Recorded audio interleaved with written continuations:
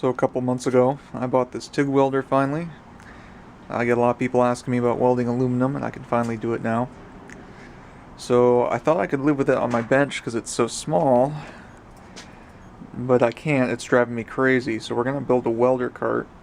And looking into it, the only design I liked was Jody's open cart from Welding Tips and Tricks, who's great. Highly recommend that channel to anyone. So it's kind of an S shape like this, and the dimensions of mine I did so I can put my old arc welder on the bottom, the TIG in the middle, and then I'll have a space on the top for just junk. So we already started on it. We're using an 1.5 inch square tube, 1/8 wall, and we gotta get this one tacked up this side, and we'll start on the next side. And then I do have quite a bit more to cut, and then I have one of these cold saws for cutting steel, and it just makes an absolute mess. So I've started keeping it in this box, and it really helps.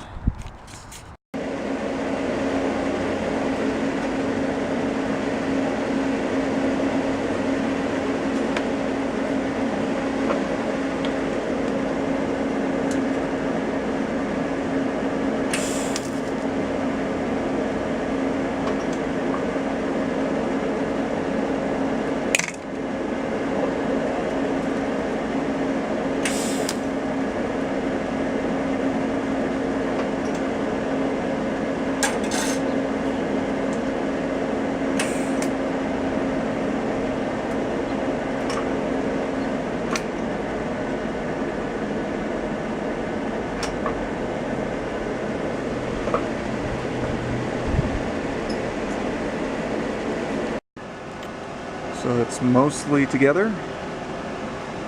I only had enough metal to make this at 20 feet and that, and used it pretty much all up perfectly. We're going to put some angle iron in. It's cross bracing now, and I'm going to start finish welding it, although it is crooked in a few places, you can kind of see. So we got to carefully kind of pick our welds and see how straight we can pull it back together. Alright, I'm pretty happy with that. Holds the welder pretty nice. Now we gotta, do all the little things like making the mount for the cylinders, and I do want to put some aluminum drawers in it. So we'll keep working on it when I have time. So we have these mounts on the sides welded on for the different cables. Maybe an extension cord or something. And then I built the start of the bottle rack. This is the upper part, and I gotta make another one for, about here to hold the 2 bottles that are gonna be on here. This isn't one of them. This is just a junk cylinder I have that I used to mock up. Handles are on. It rolls nice. I'm really happy with it. So the next thing is, when we finish the bottle rack, we're also going to start putting in the pieces up here for the top shelf, and then I'm debating on how to do the drawers for the bottom. So we'll be back with more of that. Here's what I'm doing for rod storage. I got these 1.25 inch PVC tubes, couplers, caps to hold it, and then I used an 1.5 inch piece I cut out like this on the bandsaw, and they just kind of slide in and out like that. And actually, once they're in there pretty solid, even with a few pounds of rod. So that's what we're doing for the rod storage on the cart. So it's done.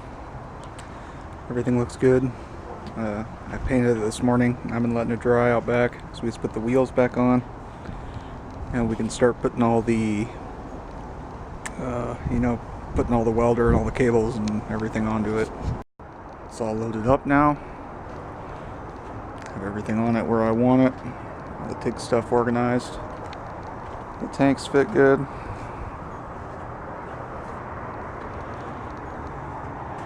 Rod holders came out nice. Come in and out real easy, and I've been actually rolling it around and they haven't fallen off, so I think it'll be okay. Machine fits in there good. It's not going anywhere. I was going to put some little aluminum drawers under the machine, but I'm glad I didn't now because it looks like the cables would have been in the way anyway. And my pedal fits good in the bottom. It does roll nicely, even with all the weight on it. And all the cable supports are full except for this one, which we're probably going to do like an extension cord on. But that's it. That's the new welding cart. I'm pretty pleased with it for right now.